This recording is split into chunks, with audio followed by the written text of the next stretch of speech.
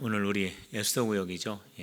너무 참 은혜로운 에바다, 에바다 구역이죠. 오늘 너무나 그 은혜로운 찬양 잘 들었습니다. 아주 은혜로운 그런 가사와 함께 우리 얼마나 연습을 많이 했는지 몰라요. 우리 참 귀한 찬양 통해서 하나님께 영광 돌려주셔서 너무 감사하게 생각합니다. 오늘 우리가 읽은 이 말씀을 보면은 그 주제가 세 사람입니다. 세 사람. 그래서 오늘 이 말씀을 보면은 이 세 사람이라고 하는 거는 누구를 말하는 거냐면 예수 그리스도를 영접하고 그리스도인이 된 사람을 말하는 거예요. 예수 그리스도를 영접하고 그리고 예수 그리스도를 영접함으로 인하여서 하나님의 자녀가 된 사람, 이 사람을 바로 세 사람이라고 그렇게 말합니다.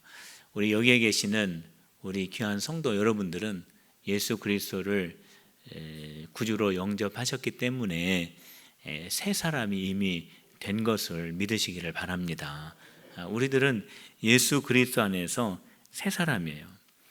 그렇기 때문에 세 사람은 세 사람으로 살아가야 됩니다. 그래서 오늘 우리가 읽은 말씀을 보면은 그리스도 안에서 새 사람 된 이들이 어떻게 살아가야 되는지 구체적으로 우리가 설명을 해주고 있는데 나는 예수님을 믿고 새 사람이 되었는데 나는 새 사람으로 지금 살아가고 있는지 한번 이 말씀을 통해서 각자의 삶을 한번 말씀으로 비춰보시기를 바랍니다.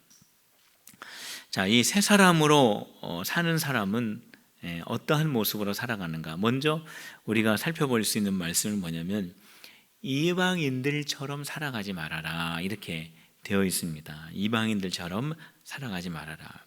한번 따라해 볼까요? 이방인들처럼 살지 말자.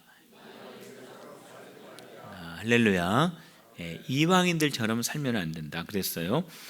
17절 말씀을 같이 한번 읽어봅시다. 17절 시작. 그러므로 내가 이것을 말하며 주 안에서 증언하노니 이제부터는 너희는 이방인이 그 마음에 허망한 것으로 행함같이 행하지 말라 그랬습니다. 그러니까 이방인처럼 살지 말아라 그렇게 말씀하고 있는데 이 17절부터 해가지고 20절까지 이렇게 우리가 읽어보면은 왜 이방인들처럼 살지 말라고 하는 그 이유를 우리가 찾아볼 수가 있습니다.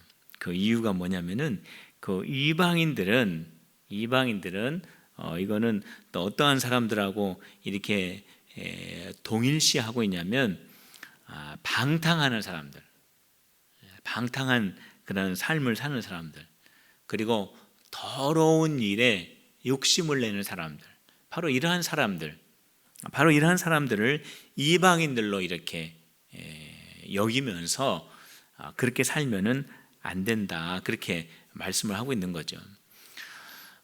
방탕하면서 살면서 욕심 가운데 살면서 이런 것들은 올바른 삶은 아니죠. 그런데 오늘 우리가 읽은 이 17절부터 20절까지 이렇게 읽어보면은 왜 이 사람들이 이렇게 올바르지 못한 인생을 살아가고 있는가? 그 말씀을 찾아보면은 그들이 감각이 없는 자가 되었다 이러한 말씀이 나와요. 감각, 뭐 여러 가지 오감 중에 하나일 수도 있지만 이들이 가야 할 길로 가지 않고 비뚤어진 길로 가는 것은 이거는 또한 방향 감각이라고도 말을 할 수 있겠습니다. 올바른 길이 아님에도 불구하고 자꾸 그 길로 가는 이유는 뭐냐면 그거는 방향 감각을 잃었기 때문에 그래요. 그 길이 올바른 길이 아니에요. 그 길이 잘못된 길입니다. 그 길은 방탕한 길이고 그 길은 더러운 길이에요. 그럼에도 불구하고 그 길로 자꾸 가는 이유는 방향 감각을 잃었기 때문에 그래요. 자, 그렇다면 왜 이 사람들이 방향 감각을 잃었을까? 오늘 이 말씀을 또 쭉 읽어보면은 그 이유는 마음의 문제가 있다라고 그렇게 우리가 여기에서 찾아볼 수가 있습니다. 어떠한 마음의 문제가 있는가? 그것은 그 마음의 총명이 사라지고 그 마음에 무지함이 있고 그 마음이 굳어져 가지고 방향 감각을 잃게 되고 하나님의 생명에서부터 떠나가게 되어서 그들이 죄 가운데 갈 수밖에 없게 되었다라고 정리를 할 수가 있어요. 그렇기 때문에 저와 여러분들이 정말로 하나님이 원하시는 그 길로 잘 이렇게 올바르게 가기 위해서는요, 방향 감각을 잘 잡아야 돼요. 이 방향 감각을 놓쳐서는 안 됩니다. 그런데 이 길이 옳은 길인지 이 길이 옳지 않은 길인지 그 방향 감각을 잘 잡기 위해서는 오늘 말씀에 있는 것처럼 우리 마음에 문제가 없어야 된다는 거예요. 오늘 말씀에 있는 대로 우리 마음에는 총명이 없고 우리의 마음에 무지하고 우리의 마음이 굳어져 있으면 정말로 하나님께서 우리에게 원하시는 그 방향을 찾기가 어렵죠. 무감각한 자가 되기 때문에 그렇습니다. 그렇기 때문에 우리의 마음은 총명이 있어야 돼요. 우리의 마음은 무지하지 말아야 됩니다. 그리고 굳어져 있는 마음이 되어서는 안 돼요. 그래서 늘 열린 마음이 있어야 되고 우리에는 지혜로운 마음이 있어야 되는 거죠. 오늘 우리가 매일 성경 53편 말씀이죠. 거기 보면은 어리석은 사람에 대해서 나와요. 누가 어리석은 사람인가? 53편을 읽어보면은 많이 배우지 못한 사람이 어리석은 사람인가? 그렇지가 않아요. 누가 어리석은 사람이냐면 시편 53편에 보면은 마음으로 하나님이 없다라고 생각하는 사람이 어리석은 사람이다라고 그랬습니다. 그러면은 이거를 바꾸어서 말하면 지혜로운 사람은 누구인가?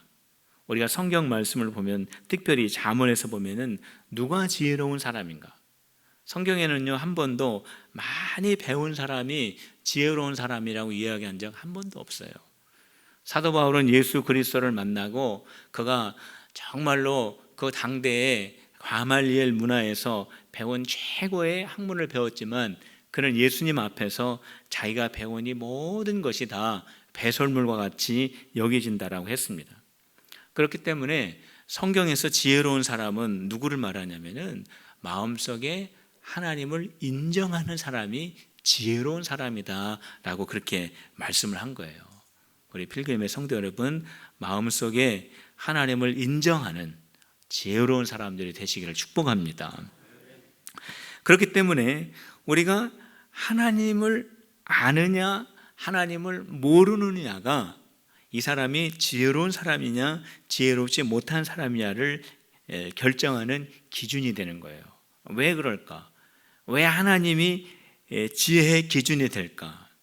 여러 가지 이유가 있지만은 그 중에 하나를 생각한다면은 하나님은요 처음과 나중을 다 아시는 분이에요.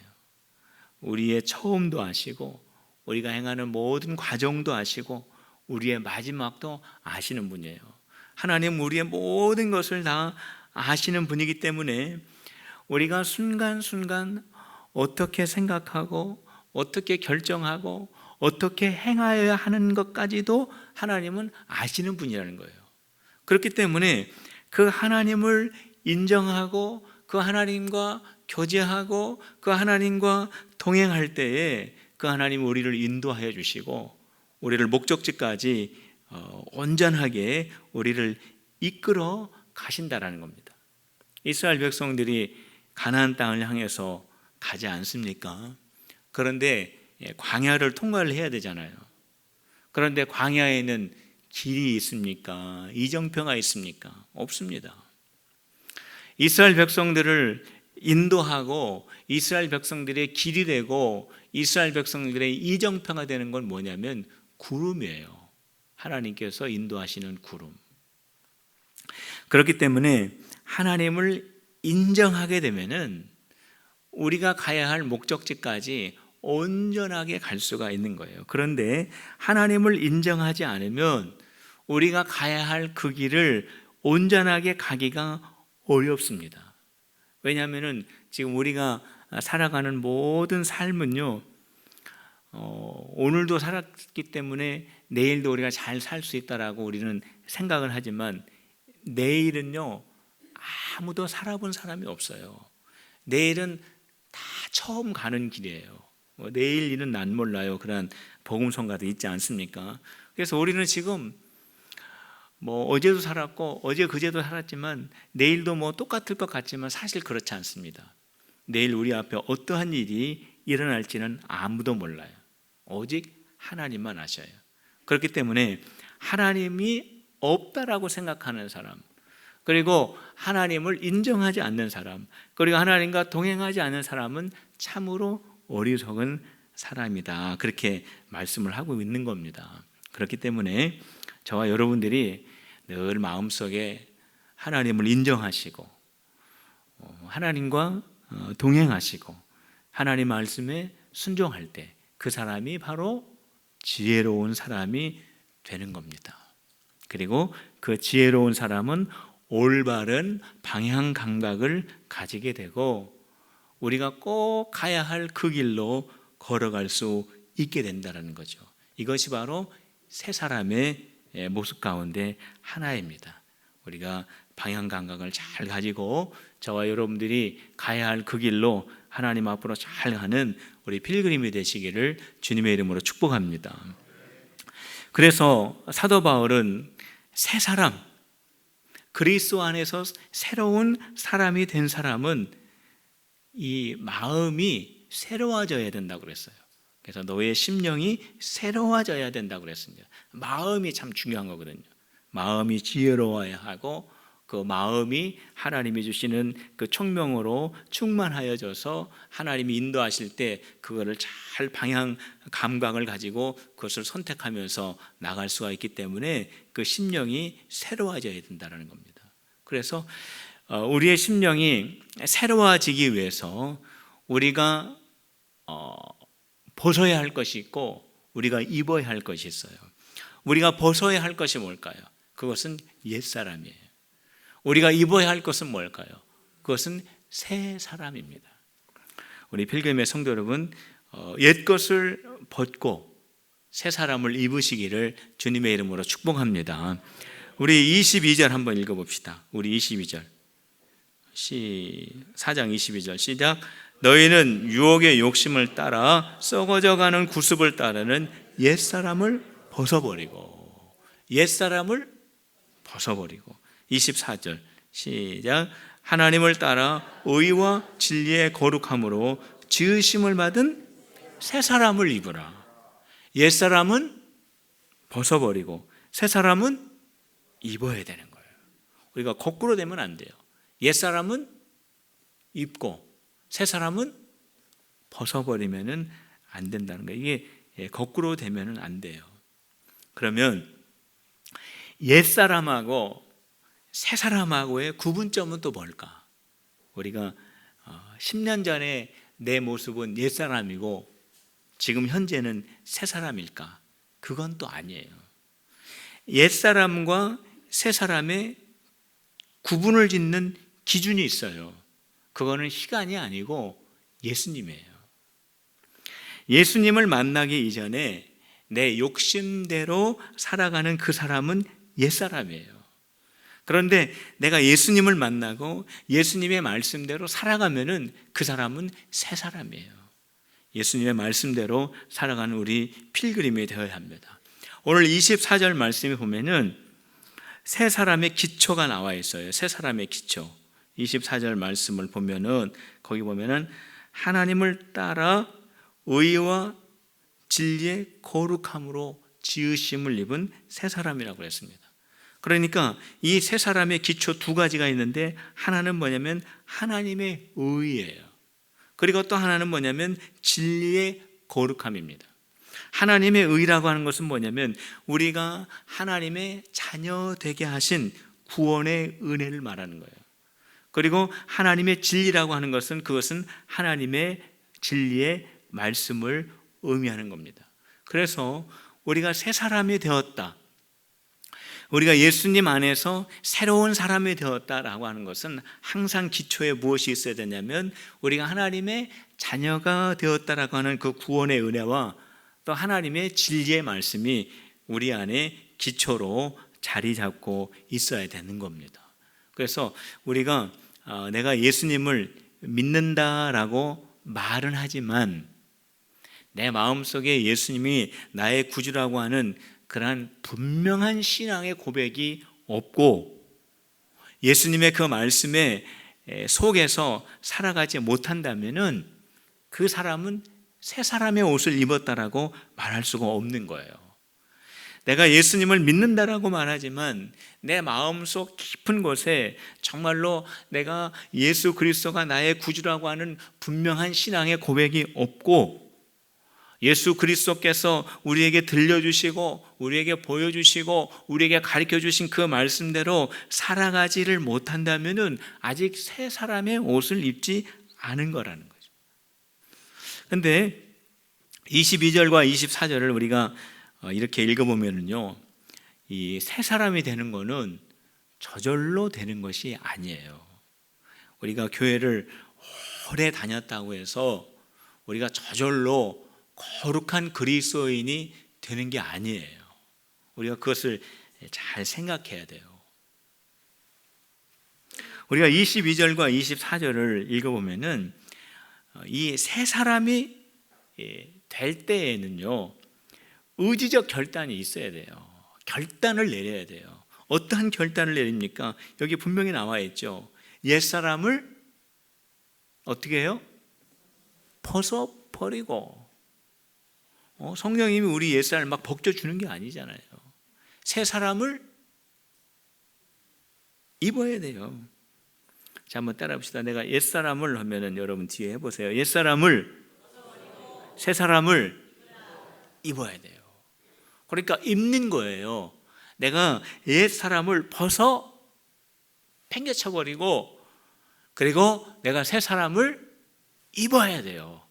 그러니까 내가 옛사람을 버리고 새 사람의 옷을 선택을 해야 된다는 거예요.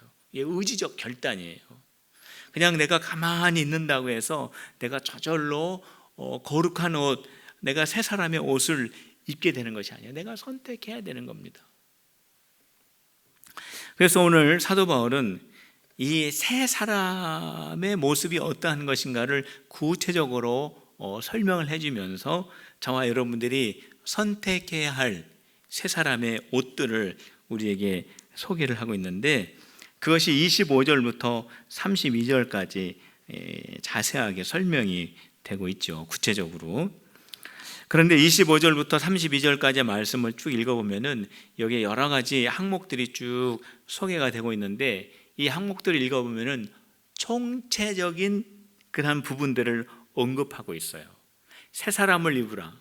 그리스도 안에서 새로운 사람이 되어야 한다. 너희는 예수 그리스도 안에서 새 사람이 되었다라고 했을 때 이것은 어떠한 그 외적인 그러한 부분만을 말하는 게 아니에요. 우리가 이 내용을 쭉 읽어보면은 여기에는요 내적인 부분도 있어요. 내적인 부분도 언급하고 있고 또 여기에는 영적인 부분도 언급하고 있어요. 그러니까 내적 부분, 외적인 부분뿐만 아니라 이것은 영적인 부분까지 언급을 하고 있다는 거예요. 그래서 이거는 토탈, 총체적인 그런 부분에 있어서 새 사람의 옷을 우리에게 소개를 하고 있습니다. 자, 그 첫 번째로 우리가 좀 살펴볼 수 있는 게 뭐냐면 이 내적인 부분이에요. 내적인 부분. 이 내적인 부분은요, 역시 마음의 문제를 다루고 있습니다. 31절 말씀에 보면은 거기 이렇게 되어 있어요. 내적인 부분을 다루고 있는데 너희 속에 있는 이 악독과 노함과 분냄을 모두 버려야 한다라고 그렇게 말씀하고 있어요. 우리가 새 사람의 옷을 입은 사람은 어떠한 모습인가? 그 내적인 부분에 그 사람의 마음속에 악독과 노함과 분냄, 이러한 이 내적 감정 이러한 것들이 다 배출이 되어야 한다라는 거예요.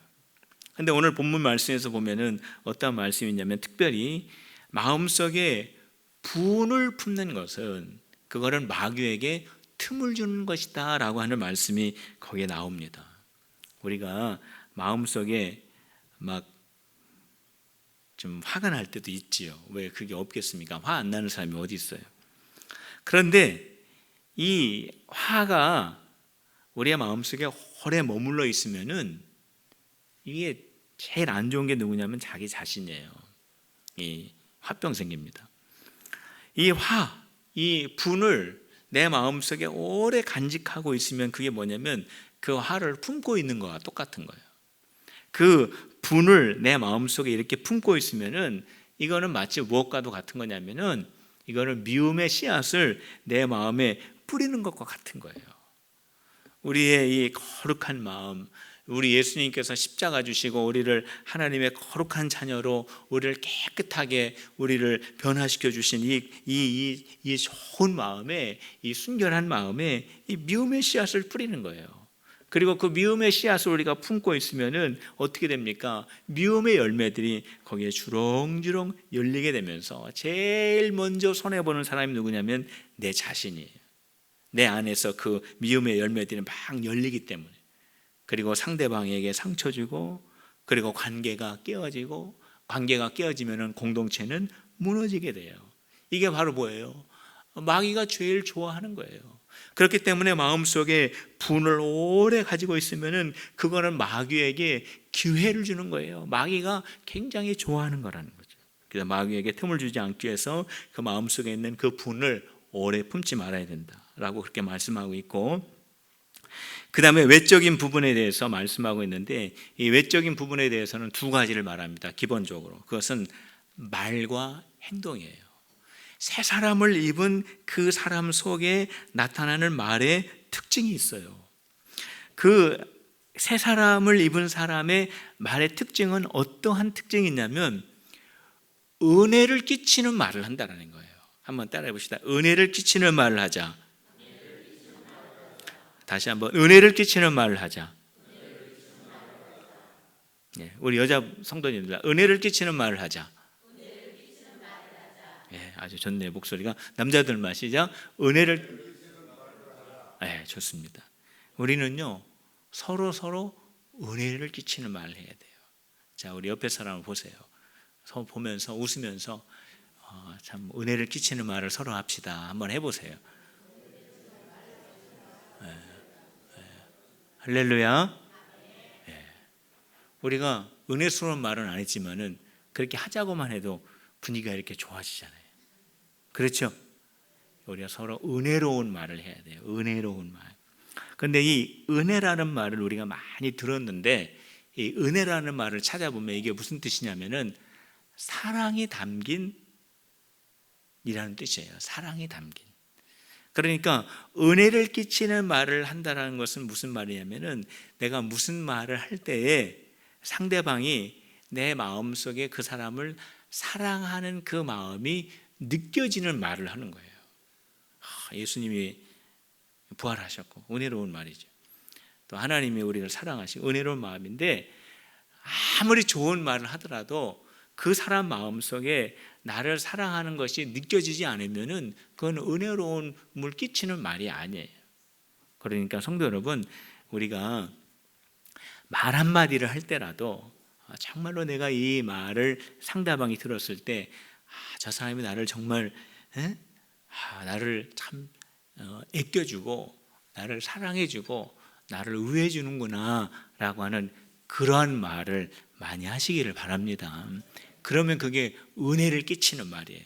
아무리 좋은 그런 문장을 읽어준다고 하더라도, 아무리 은혜스러운 문장을 읽어준다고 하더라도 그 마음속에 사랑이 상대방에 전해지지 않으면 그게 의미가 없다는 거죠. 그 다음에 외적인 것이 또 하나 있는데 그게 뭐냐면 행동이라고 그랬습니다. 행동. 특별히 오늘 말씀에서 우리에게 이렇게 주시는 말씀 가운데 하나는 뭐냐면 어떤 행동을 말해주냐면은 긍휼히 여기면서 용서하는 것을 말해주고 있습니다. 그것이 외적 행동, 이것이 새 사람을 입은 사람 행동 속에서 나오는 특징 가운데 하나가 뭐냐면은 그거는 불쌍히 여기면서 용서해 주는 거예요. 32절에 있는데 32절에 어떻게 용서하라고 말씀하고 있냐면 하나님이 그리스도 안에서 용서하신 것처럼 하라 이렇게 말씀하고 있어요. 그러니까 하나님께서 그리스도 안에서 나를 용서하신 것처럼 우리도 용서해야 된다라고 그렇게 말씀하고 있는 거죠. 하나님께서 그리스도 안에서 나를 어떻게 용서하셨는가 한번 생각해 봅시다. 어떻게 용서하셨는가? 우리가 아직 죄인 되었을 때 그리스도께서 십자가에서 우리를 위해서 대신 죽으심으로 말미암아 우리가 하나님의 자녀가 되었어요. 그래서 하나님께서 우리를 바라보실 때 우리의 죄인된 모습을 보고 하나님이 우리를 사랑하신 것이 아니라 하나님께서 예수 그리스도 안에 있는 우리를 보시고 예수 그리스도께서 십자가 안에서 모든 우리의 죄를 대속하신 것을 보시고 우리를 의인으로 여겨주셨다는 거예요. 그게 바로 그리스도 안에서 하나님이 우리를 사랑하신 거예요. 그러니까 오늘 말씀에 보면은 새 사람을 입은 사람은 어떠한 행동이 있어야 되냐면 그리스도 안에서 용서하라는 거예요. 그리스도 안에서 용서라는 건 뭘까요? 이거는요 1만 달란트 빚진 자 있잖아요. 예수님께서 우리를 용서해 주셨어요. 그 용서는 마치 무엇과도 같은 거냐면 우리가 1만 달란트를 탕감받은 것과 같다라는 거예요. 사랑하는 성도 여러분, 여러분들이 1만 달란트에 탕감받은 은혜 받은 자인 것을 믿으십니까? 안 믿으십니까? 믿으십니까? 우리는요, 한번 따라 우리는 1만 달란트에 은혜를 받은 자다. 믿습니까? 우리는 1만 달란트의 은혜를 받은 자예요. 그렇기 때문에 형제와 자매가 우리에게 잘못하면 그 사람은 얼마의 빚을 우리에게 진 사람이에요? 100데나리온 빚진 자라는 거예요. 이것이 바로 그리스도 안에서 형제와 자매를 용서하라고 하는 그런 말씀이에요. 그러니까 우리는 거저 용서를 받았어요. 우리는 예수 그리스도를 통하여서 1만 달란트와 같이 우리가 도저히 감당할 수 없는 죄 용서함을 받았기 때문에 너희들도 너에게 잘못한 형제와 자매를 용서할 때 100데나리온 용서하는 자와 같이 용서해야 된다라고 하는 그러한 말씀이에요. 자, 그 다음에는요, 새 사람은 영적인 부분에 대해서도 감당을 해야 된다라고 말씀하고 있습니다. 자, 그것은 뭐냐면 성령님을 근심하지 않게 해야 된다는 거예요. 한번 따라합시다. 성령을 근심하지 않게 하자. 다시 해보자. 성령님을 근심하지 않게 하자. 믿습니까? 우리가 성령 하나님을 근심하게 해서는 안 돼요. 그러니까 우리가 성령 하나님을 늘 기쁘시게 해드려야 됩니다. 우리가 어떻게 하면은 성령 하나님을 기쁘시게 해드릴 수가 있을까요? 우리가 어떠한 신령한 일을 해야 될까요? 그게 아니에요.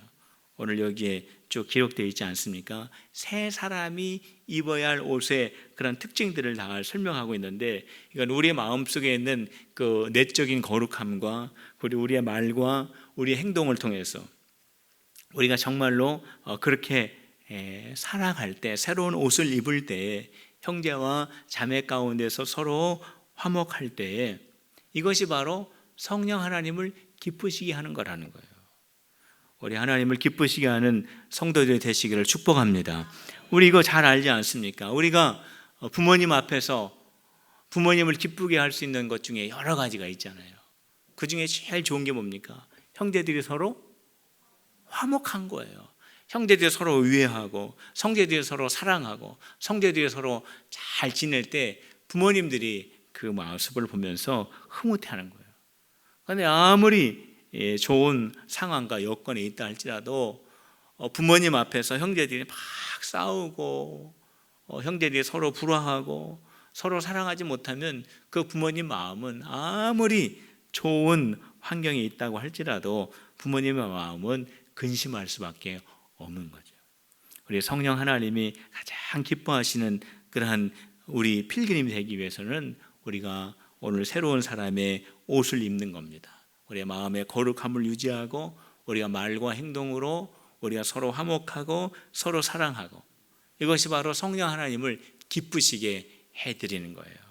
우리 성도 여러분들이 정말 주님을 기쁘시게 하는 그런 새 사람의 옷을 다 입으셔야 돼요. 그런데 이 새 사람의 옷을 입는 것은 저절로 되는 거 아니라고 말씀을 했습니다. 결단을 해야 돼요. 내가 선택을 해야 되는 겁니다. 내가 거룩한 것을 선택하고, 내가 사랑의 말과 용서를 선택하고, 성령님을 기쁘시게 하는 것을 선택하는, 옛사람을 벗어버리고 새 사람을 입는 우리 필그림의 성도들이 다 되시기를 주님의 이름으로 축원합니다. 우리 이 시간에 우리의 말씀을 생각하면서 주여, 우리가 옛사람을 벗어버리게 하여 주시고 새 사람을 입기를 원합니다. 우리 간절히 말씀을 생각하면서 새 사람을 입는 내가 되게 하여 주시고 새 사람을 입는 우리 교회가 되게 해달라고 우리 다 같이 한 음성으로 기도하시겠습니다. 할렐루야. 하나님 아버지,